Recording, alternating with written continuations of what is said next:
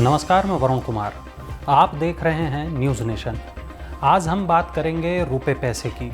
आपको बताएंगे क्या रहा शेयर बाजार का हाल, यूपीआई पेमेंट को लेकर क्या खबर आई है, मानसून के मौसम में क्यों आ रही है सूखे की खबर, कौन सी गाड़ी हुई है बाजार में लॉन्च और फाइनेंशियल इन्फ्लुएंसर को लेकर कौन सी ताज़ा खबर आई है।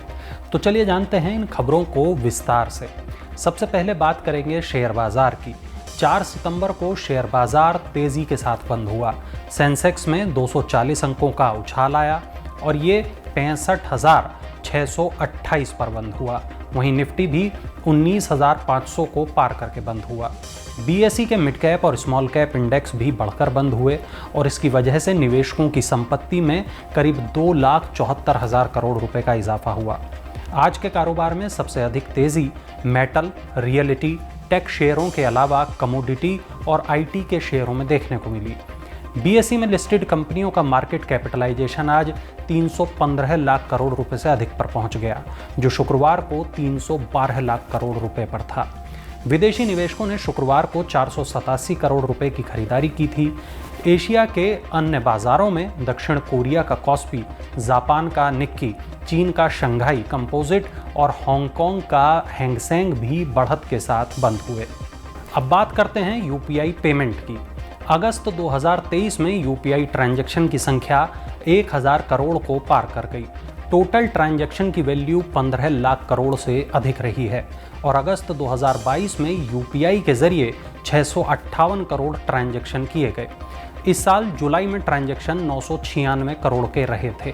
भारतीय रिजर्व बैंक के गवर्नर शक्तिकांत दास ने कुछ वक्त पहले ऐसी उम्मीद जताई कि यूपीआई ट्रांजैक्शन की संख्या 1000 करोड़ को पार कर जाएगी। हालांकि मीडिया रिपोर्ट्स के मुताबिक ये आंकड़ा आने वाले दिनों में और भी तेजी से बढ़ सकता है।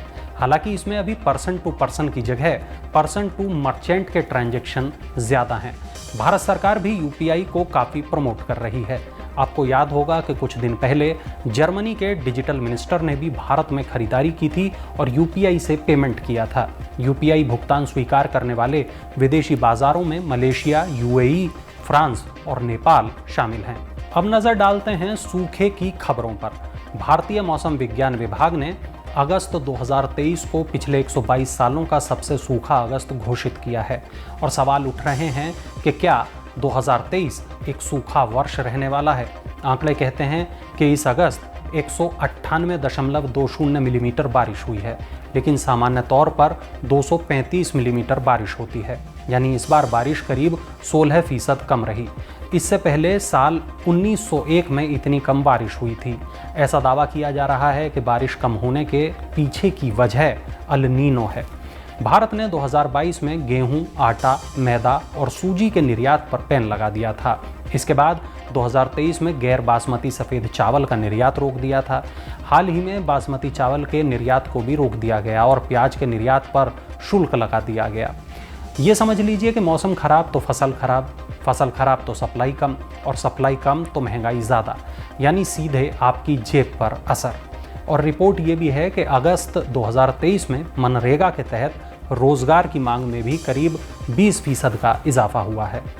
अब एक ज़रूरी खबर, आपने देखा होगा कि तमाम लोग सोशल मीडिया के माध्यम से लोगों को निवेश आदि की सलाह देते रहते हैं, लेकिन ये लोग अब ऐसा नहीं कर पाएंगे।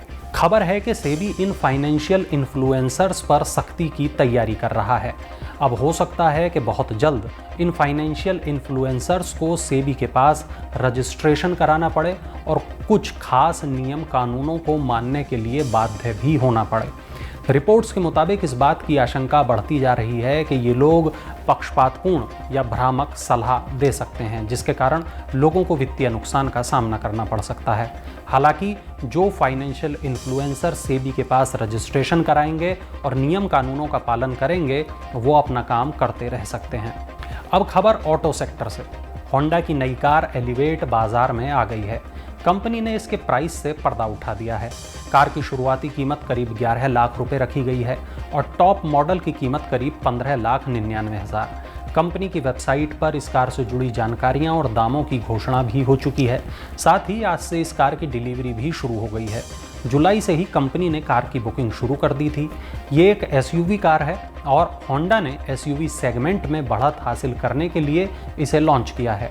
आपको ये कार कैसी लगी ये कमेंट में भी बताइएगा। तो ये थी आज की तमाम बड़ी खबरें, ज़रूरी खबरें। कोशिश रहेगी कि रोज़ाना ऐसी खबरें आपके लिए लाते रहें। इस वीडियो को लेकर आपके जो सुझाव हों वो कमेंट बॉक्स में हमें ज़रूर बताइएगा। नमस्कार।